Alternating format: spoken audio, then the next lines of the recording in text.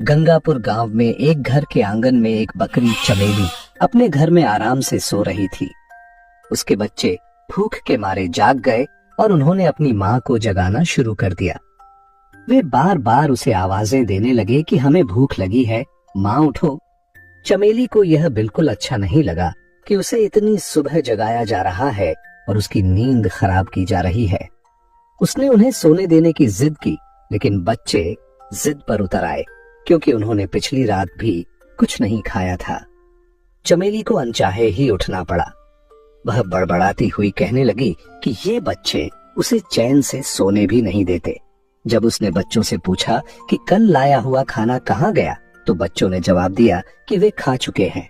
यह सुनकर चमेली को गुस्सा आया और कहने लगी कि तुम्हारे पेट तो जैसे कुएं हैं, जितना लाती हो सब खा जाते हो। आखिरकार चमेली मजबूर होकर खेत में खाने की तलाश में निकल पड़ी। वह सोचती जा रही थी कि इन बच्चों ने तो नाक में दम कर रखा है, इन्हें क्या पता कि खाना लाने में कितनी मेहनत लगती है। चमेली एक कामचोर और सुस्त बकरी थी। उसे दिन भर सिर्फ सोना पसंद था। पिछली बार जैसे तैसे जंगल से खाना मिल गया था, लेकिन अब वहां के जानवर उसे कुछ देने को तैयार नहीं थे। वह सोचने लगी कि अब खाना कहां से लाए। इतने में उसे दूर एक बड़ा सा बाग नजर आया जिसमें बहुत सारे फलों के पेड़ थे। वह खुश हो गई और सोचने लगी कि चलो यहीं से कुछ फल ले लेती हूँ। जैसे ही वह फल तोड़ने के लिए आगे बढ़ी, एक बैल ने उसे रोक लिया।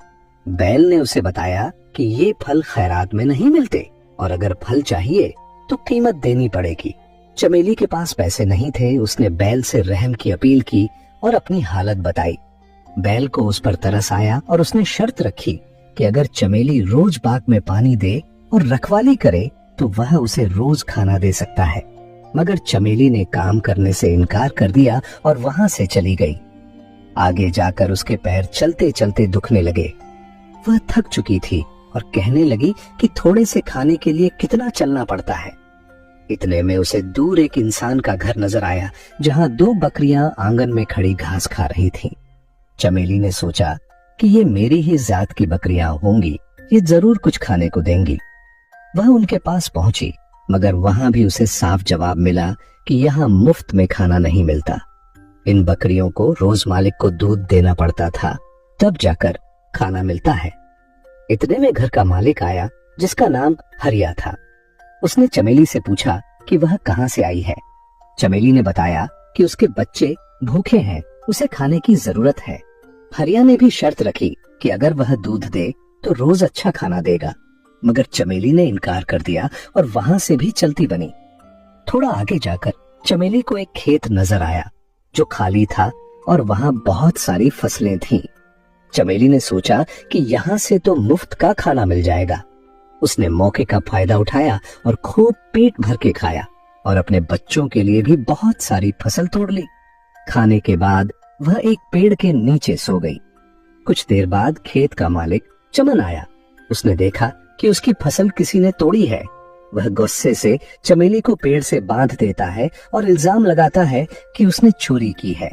चमेली रहम की अपील करती है, मगर चमन का दिल नहीं पसीजता। वह घर के अंदर चला जाता है और चमेली 3 दिन तक भूखी प्यासी बंधी रहती है। उधर चमेली के बच्चे घर में बैठे अपनी माँ का इंतजार कर रहे थे और सोचने लगे कि माँ कहीं फिर सो तो नहीं गई। वे कहते हैं कि माँ कितनी सुस्त और कामचोर है, शायद उसे हमारी परवाह नहीं, मगर हमें उसकी फिक्र है। चलो हम उसे ढूंढने निकलते हैं।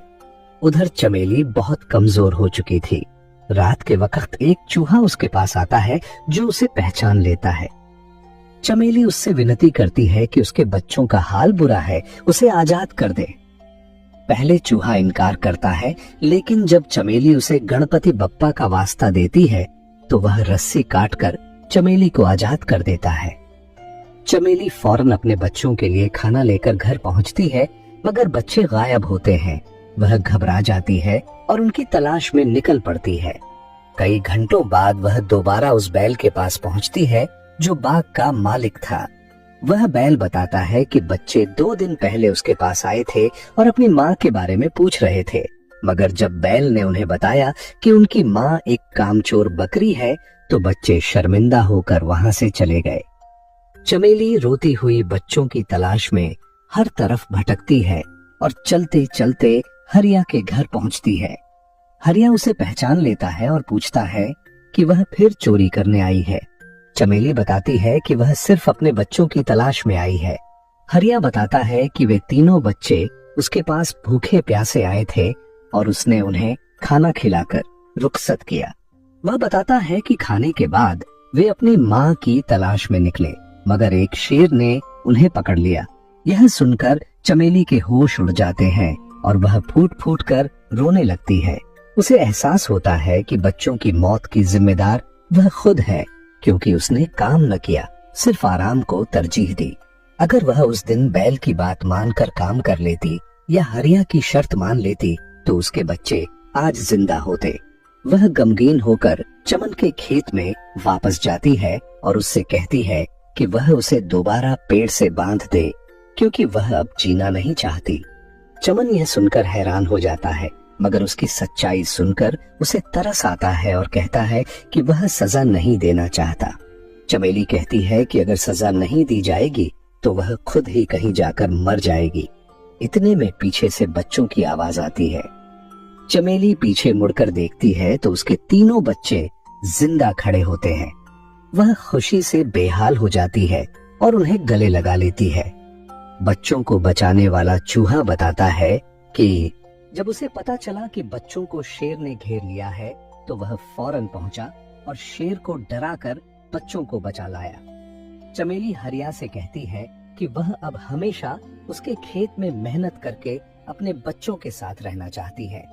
हरिया कहता है कि अब उसे यकीन हो गया है कि मेहनत करने वाला कभी भूखा नहीं मरता। चमेली के बच्चे भी खुश होते हैं कि उनकी माँ को अब मेहनत की कीमत समझ आ गई है।